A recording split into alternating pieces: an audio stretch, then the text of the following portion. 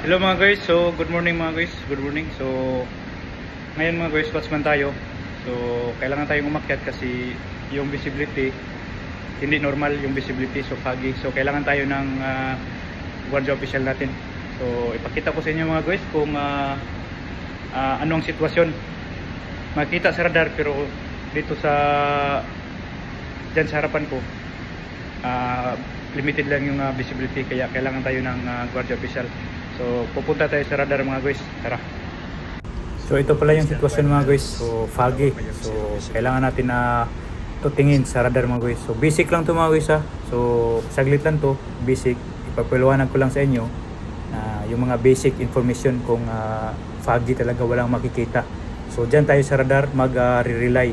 Pero lookout pa rin tayo mga guys. Keep sharp lookout pa rin, kaya may lookout. So palala lang mga guys, hindi ko pagwardya yan mga guys, nag-advance lang ako mag-akyat para gagawa ng video. So yan mga guys, yung tinuturo ko mga guys, yan yun ang target data natin sa barko natin. Yan yung mga data natin, yung course natin, heading, speed through waters, yan mga guys, ang speed of the ground.